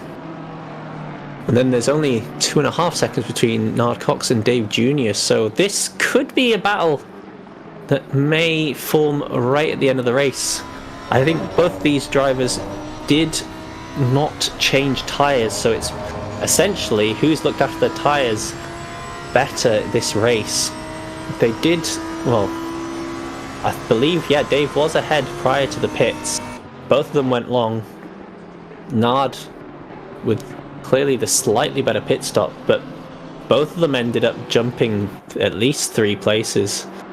They both overtook Clayt Bani on track, but jumped Filippi, Adam Masalovic and Pete Vernier in the pits. So, you know, brilliant strategy shown by them. Tim Uris, who was the leading silver driver prior to the pits, has been jumped by Medema, who is actually not too far up the road. I think that was him just ahead there that we could see on the way into Curva Parabolica. He is, and I think Tim has a bit of a problem of a Nissan sat in between him and his goal of battling for the silver class lead. So the Honda looking very, very, very, very quick here in a straight line. I think Alex Crawford doing the smart thing of, well, he's squeezing him a lot, but not putting up too much of a fight really. Although saying that, the squeeze has really ruined Tim Maris's exit. Goes straight off the track. Probably should think about giving that position back. He was getting flashed at by Alex Crawford, but I don't think that is in Tim's mind at all right now, because as I was saying, he's trying to figure out how on earth that Medema has got past him in the pits. And it is just because of that tyre difference, but you can see just how quickly he's catching Medema ahead here. Now, I think he might have to think about sweet-talking Alex Crawford after the race if he wants to possibly avoid any penalty for an illegal overtake. We'll have to obviously leave that one up to the stewards, and it's up to the drivers at the end of the day if they do want to or not want to push for after or post-race penalties, because if you don't report, you don't get a penalty given or received. As there's a good old battle here going on in third place. A load of hip and shoulder from Morgan and Reynolds, and Morgan barges his way through. Reynolds not happy with that. Sebastian flashing away in possibly a little bit of anger. But the move so far stuck for Morgan as he moves his way up to third in class for the Silvers. I don't think Dealey's too far back either. That's him, yeah, just creeping around about a second and a half back, 2 seconds back. Now moving back onto this lead battle for the silver class. As expected, Tim straight on to the back of Medema. Whether or not he can get the move, there's only 3.5 minutes to go. The time has suddenly dropped off. And it's going to be possibly, where is our race leader right now? I think he may just be entering Ascari chicane. So we could so he's just left the Ascari chicane. We could see, I'd say 2 laps to go, so maybe 3. It's hard to judge right now because we're just about to hit the 3-minute mark as he crosses. Lap times are about minute 48 right now, so that's 3.5 minutes. Yeah, so we'll have this lap and 1 more to go. So realistically, that leaves these guys 2.5 laps to get these moves complete, and Sebastian has not had enough. He has not given up on this P3 fight because they are right back at it again. Is he going to go super aggressive as Callum Morgan did to him? And he is. He's going to send it up the inside. Does still make the corner, but he's compromised on exit, and oh, what a switchback from Callum Morgan in the Aston Martin. These two having a brilliant battle here for P3 of the silver class. The Aston sweeps back in through Lesmo 1. Nose to tail going into Lesmo 2. Nothing to split at all, and look at this. Dealey thinking, go on, just a bit more, and I can maybe get back past both of these guys. Everything happening right now in this silver class. We've got them side by side for the lead. Tim Uris is going to try and find his way around the outside here of Retifilo, but deep from Medema. Oh, and he parks it on Apex, so Tim just has to check up completely. Although looks to have the better exit. And speaking of that, while you watch that one, you've got side by side here going on for P3 as well. So much going on. Sebastian Reynolds trying to go around the outside, goes wide, trying to maybe get a little bit of a cutback, but Callum Morgan's parked on the Apex. Still goes for a switchback. Oh, there might have been a little bit of contact here. Callum Morgan not giving up that inside. Possibly a bit of running wide as well from these two. Alex Crawford now straight on the back of this one, so there's going to be 2 3-way battles here. I think, to be honest, if I was Alex Crawford, I'd just stay out of that one. I'd just leave it to those guys because they are fighting tooth and nail. Well, there's a bag marker that quickly sweeps out the way. He didn't want anything to do with that, and rightly so. Honestly, where do you look right now? There's a minute to go. There's so much going on.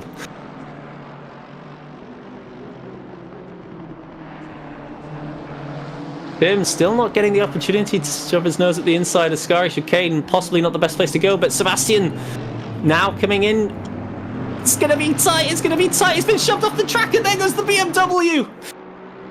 He's pushed his way. He's pushed Callum back into the lead of this little triplet. And now Dealey makes 1 spot stick. Sebastian's dropped to third.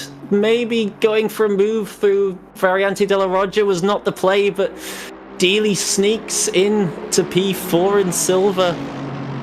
P15 on track. And now has possibly still a lap. Where is our race leader? Where is he on track? Is he going to give them another lap to keep going at this, or is this going to be it? Who knows?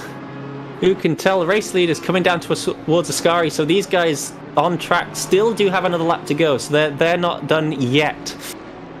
Oh, we need like another screen, because we need to know where the race leader is, and we need to keep an eye on this battle for silver lead as well. Everything's suddenly happening. And Sebastian's still not dropped off the back of these guys. He's not had enough of it yet. He wants to give it another go. Dealey, although, he's right on the back of Callum Morgan. And he's going to be forced to the outside, and Sebastian's got a great run. Are we going to see 3 wide suddenly? Not quite. He's going to try follow the BMW round, just keep it wide. There's a bit of a bump from the BMW. It just pushes Callum further. We've got the first 2 across the line. Sam Spankelink wins the race. Regan Mitchell second, Nard Cox third, Dave Jr. in fourth, and Luca Filippi fifth.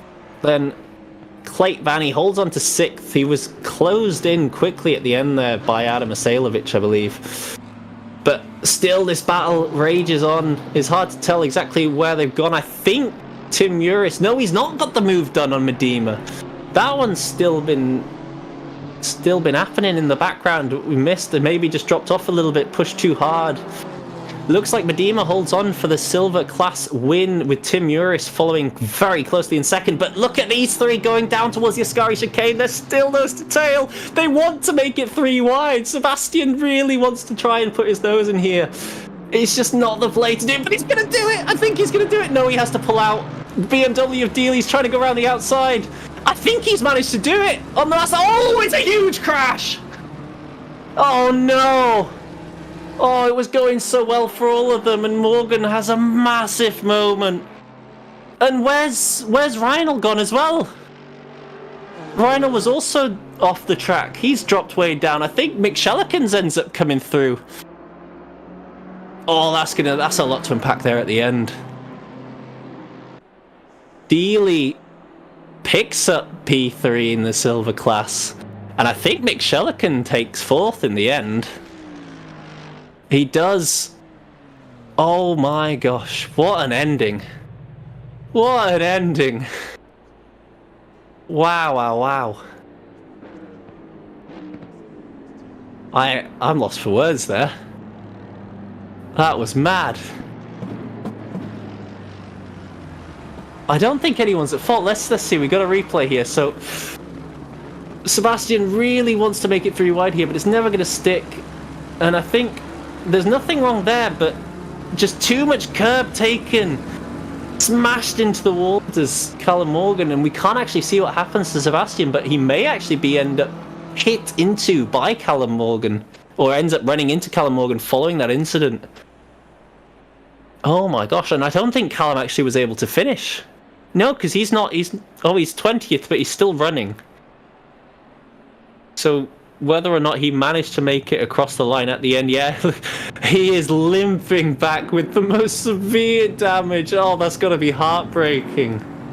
Oh, I feel for him so badly. He's just got nothing left in that front suspension. Limping his way. Oh, it's a horribly damaged car. I think the game said, you know what, you're the last one on track. You can have P20. Wow. Wow, wow, wow. What an ending to a brilliant race. What an ending to a brilliant race. I'm so lost for words. And all the pro drivers want to have an interview. Oh, wow. Should we pull them through, Tom? Should we get an interview going? This start. Good evening, everyone. Sorry, I'm just trying to get my breath back from an absolutely unreal finish in the silver class. We had 3 guys fighting through for P3 in the class, and there was a massive crash going into Ascari chicane. But anyway, oh, wow. that's for them, whether or not they want to come through later. Yeah, I do thoroughly recommend watching that back, because that was unreal. But you guys, first, second, and third. Congratulations. Dark Sky Racing once again finding themselves on the podium. As always, it seems at the moment. Sam, you just seem to be the fastest on track there, really. Yeah, I was nip and tuck with Regan, I guess. I think my pace at the start of the stint on fresh tires was a little bit better. I could really utilize the grip, but then as the stint progresses, my tires seemed to drop off a little bit and the car became a little bit understeered and Regan got back. And then it was just whoever got through the back markers the best. Which was quite tight sometimes, but I think, we made it work. Yeah, no, congratulations. Regan, you... Obviously, you guys had a good little tussle back and forth in that first stint for a bit before Sem ultimately got away. Then in that second stint, I think with about 15 minutes to go, the gap seemed to be closing, and then you just had a big moment going into the Ascari chicane. Was that just pushing a bit too hard? It wasn't really Ascari that was the problem. With just below 10 minutes left, I completely missed turn 1, basically. I don't know how that happened because I felt like I braked early, but it just went flying. And after that, I didn't really trust the brakes anymore, so I can't keep up after that. Yeah, you scared me there, man. Yeah, I don't know. I literally don't know what happened. All right, we must have missed that on stream then, because last I saw, you guys were within half a second, and then we saw your moment going into Ascari where the rear seemed to want to come round on you, and it sort of just the gap grew again from that point. Yeah, it kind of did that a bit. The thing with a Honda here, it was kind of like a Paul Ricard where it's really fast, but to do that, it has to be really hard to drive at the same time. Where I lost out was in the corners, and I was just a bit faster on the straights, and it just... I couldn't handle it in the end, basically. Yeah, no, that's fair enough. We could see the strength of the BMW here was just being able to take more curb, especially through all the chicanes. It was a bit more grounded, I suppose, so able to get the power on quicker. Yeah. But Nard, I think you did the little masterclass in strategy because you were down in P8 for a while in that first stint before anyone started pitting, and suddenly here you are in third at the end of it all. Surprise! Yeah, well, started with quali, I messed up, so I had to start in P5, and then I messed up the start, so before turn 1 I lost 2 positions, and then I think Peter Vernier or someone overtook me, and then Adam actually overtook me, because those Lambos were just a rocket on the straight. And yeah, I was on full tank, so I think my pace wasn't great. I think I should have been able to keep up in the first 10, but I just didn't get into the flow, started dropping back. But yeah, luckily I got enough margin to come back P3 after the pit. And then at the end they was catching up, so that was it was fine. He was below a second, or like above a second I should say, so all good. It was very interesting watching you and Dave go along, because we were trying to figure out if anyone was thinking of just going all the way without pitting, or I tried it, but whether or not it was slash and dash. So much that would cost too much lap time. Yeah, because you, Clay, and Dave all I think did just the splash and dash, and you didn't switch tires, because that's how I think Clay was able to jump Sem at one point. Because that seemed to confuse me at first until I realised, and then he slowly, unfortunately, because he didn't have the gap and pitted earlier, obviously didn't save as much time as you'd managed to do by going very long and then just... How long was your pit stop? It must have been like no more than 10 seconds, really. Oh yeah, 11 seconds, and could have been a bit shorter because I added a bit too much fuel, but better safe than sorry. But it was 11 seconds, so that was 20 seconds gained. Yeah, no, the big advantage, and as obviously most of us would be aware, the tyres will last. It's just about trying to get them back up to temperature, because I think most of us here do the endurance series, so you do a 75-minute stint, and this is just the 5 minutes extra than that. Yeah, tyres were good, they were fine. My lows were a bit low pressured, my rears, but wear-wise they were fine. I didn't check them, but I did an hour stint before and they were still 2.3, so no, it was not an issue. Well, congratulations. You extend your lead to Luca, as obviously the Porsche not the strongest car around here. He was still able to finish a decent, I think, 5th place. Yeah, he finished. So it wasn't maybe quite as much as gap that you wanted. But Sam, not giving it up yet. Still pulling that down. That's 10 points gained back on you now, which makes you guys 45 points apart. So still to play for 2 races left. Exactly. If you exclude Sam's worst record and then mine worst, then it will be much closer. Yeah, exactly. Well, congratulations, you guys in the pros on the podium, and Dark Sky Racing. Try and let someone else have a bit of the spotlight maybe next time. Yeah, I think Luca will shine again in the next races. I mean, Monza was where the Porsche is, of course, a little bit strong, but a little less stronger, not a little bit more. But I think in Donnington and Zandvoort we will see it shine again. So at Donnington, I think it will be tight. So yeah, looking forward to that. Yeah, well, best of luck to you guys out there at Donnington. Anyway, we've got more people to talk to. We've got Yitzimadima. Congratulations on a silver class win. I wasn't sure if you'd hold on or not in the end, but you seemed to reduce the difference to Tim Uris in those last couple laps. Yeah, it was basically all race was kind of boring. I was managing tires. I had exactly the same strategy as Nard. So I was just managing tires, staying behind people and not engaging in battles. And at one point I saw Crawford just driving away like crazy. I thought, okay, let him go. And by my surprise, I overcut him. So after the pit stops, I was in front of him, and we were at the same pace. But at that point, Mures was catching us both like crazy. So I was actually pretty lucky that Crawford was still in between, because he held him off just enough so I could, hold it till the end. Yeah, we had you on one box, and then we had the battle for the third place in silver going on in the other. And I've got to say, if you're not aware of what happened, you definitely need to watch it back, because it was an insane end to that battle for the last podium spot in silver. Right. But yeah, congratulations on the strategy call. As you and Nard seem to have pulled it off very nicely.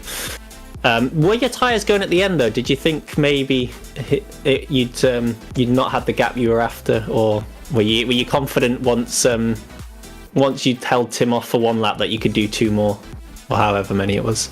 Well, they were pretty gone, but if I was just focusing on my turn, my corners and my laps, then I could drive still okay-ish lap times, but not even close to the lap times that Tim was able to do. So it was really defending my position and get my elbows out. Yep. Yeah, well, congratulations on that. That obviously helps you extend your lead in the silver class. You're having a great job there. You were 35 ahead of Callum Morgan, who you'll see on that last lap going through the Ascari chicane, too much curb, slams headfirst into a wall and ends up dropping a few places. So unfortunate for him, but for you a very good result, because it now extends your lead by a considerable margin in that in the silver standings. Yeah, that's a good thing for me, but yeah, it's a shame for him. Yeah. Well, apologies, Wouter, but Sebastian wants to have a little chat with us. Sebastian, what was that like, those last few laps? Because honestly, it was so exciting to watch. I'm completely busted right now. I'm completely out of, stamina, everything. That was so intense and nice fighting, hard fighting, but always fair, I think. It was great fun to race. I hope also great fun to watch. Oh, it was brilliant. You had me almost shouting at one point when the big crash happened. It's such a disappointing way for it to end, but I suppose when you've got almost a 3 wide going into an Ascari chicane, it's never going to end nicely. Yeah, that was really hard, but it was the last chance for everybody of us, and everybody wants to be P3 in the class, so I tried to, then I hit the curb too hard, and also I think Callum Morgan did the same. Yeah, we didn't quite catch your full incident, because it sort of just got blocked off after Callum went in, and then Dealey managed to run away in the BMW. Did you collide with Callum after the incident or not? I don't think so. No, I just went straight because I hit it to the curb too hard. But I did not think I hit anyone. Right. Okay. Well, I mean, I'd 100% put it down as just racing incidents because I don't think Callum actually collided with the BMW prior to his off. It was just taking way too much curb. But yeah, we've actually your highlights are just popping up now on stream actually. On the start of that last lap battle. I have to say thank you for making it such an interesting end because it was unbelievable to watch, and I hope everyone else agrees with me. Hopefully. But yeah, where did you finish in the end? In terms, were you P5? Because Mick managed to sneak through. Yeah, take P4 in the silver class. That was for the taking, but it was more than I ever could thought it of because my other races this season were not close to this race from my own point of view. It was my best race ever, I think. Yeah, I checked the replay from the last lap and I did not hit anyone. I was braking. Yeah.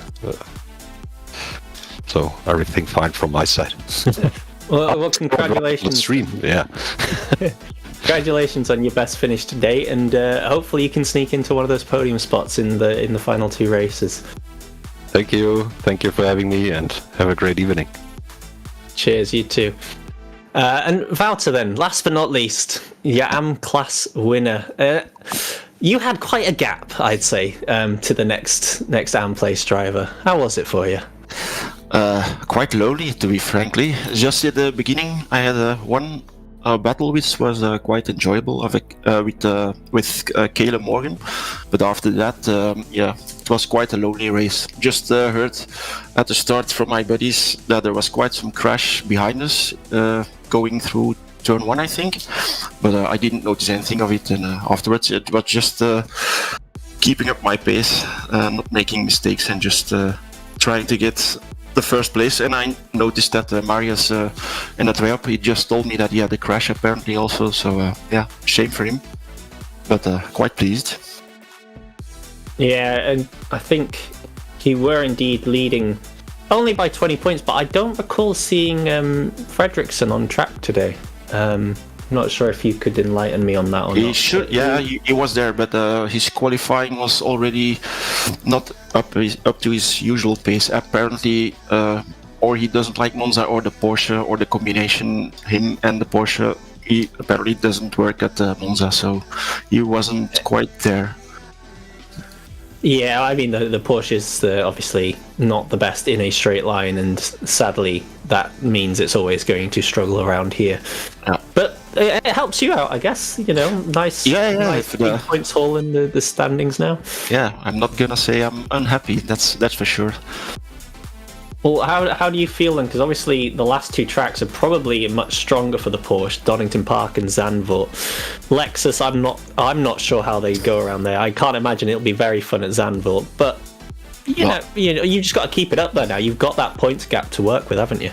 Yeah, we're gonna do our best to keep at the pace. I don't have a clue how it will go at Zandvoort and Donnington, but the Lexus felt good. I did already tested those tracks. Not sure how the pace is in comparison with my contenders, but I must say the Lexus, I'm really enjoying that car this season.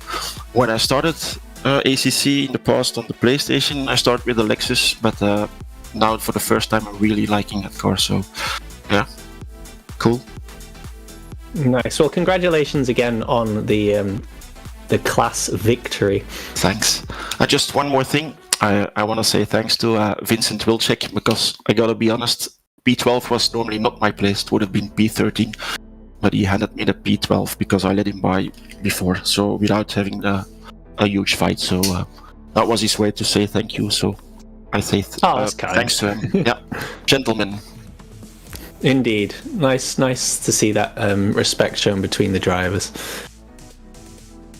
Well then, I think I believe that's everyone done in terms of interviewers, and I am definitely all voiced out now myself. So, thank you everyone for tuning in, obviously, to this evening's brilliant spectacle at the Temple of Speed here at Monza.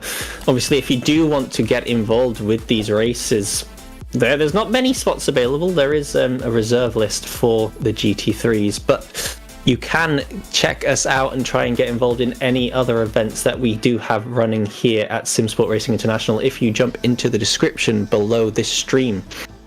You've got only 2 races coming up for this season's GT3 race. I did mention those just before when chatting to Wouter, and that is Donnington Park in a couple weeks' time and then ending at Zandvoort. But if GT3 is not your thing, we do also have the GT4 series, which I take part in, and next week we go off to Imola for that. So if you fancy racing with me and you've heard enough of me, I guess, instead, you can always do that. Sam Pierce, who was driving tonight, will be one of your commentators in that. If that's not your thing but you still like ACC, we have the Porsche Super Cup, which we will be always looking for more drivers for that, and that goes to Zandvoort this coming Thursday, and that is a slightly different setup because that's 2 races, a 20-minute race and a 30-minute race, and I have to say, from commentating on those, which I will be doing again this Thursday, they provide some spectacular racing. The only thing lacking is probably grid size, so if you do think about getting involved, please do, because we're never going to say no to even more brilliant racing here at Simsport Racing International. But if ACC is not your thing, we do also have a World Touring Car Championship on Race Room, and that will be next Thursday, Macau.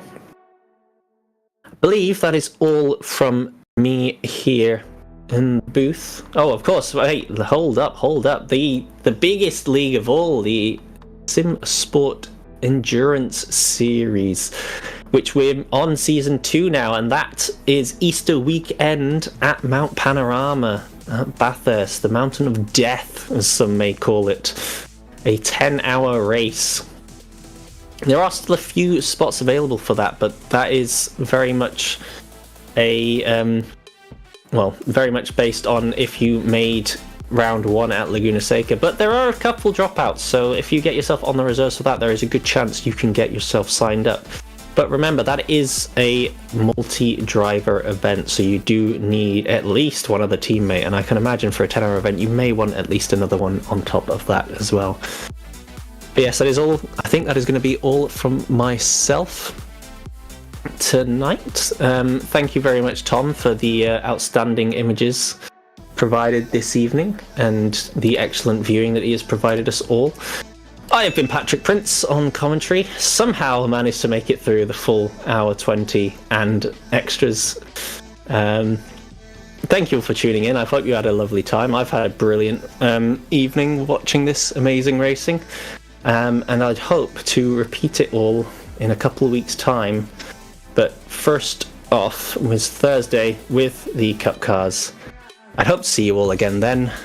But for now, have a wonderful evening, and I'll catch you next time. Good night.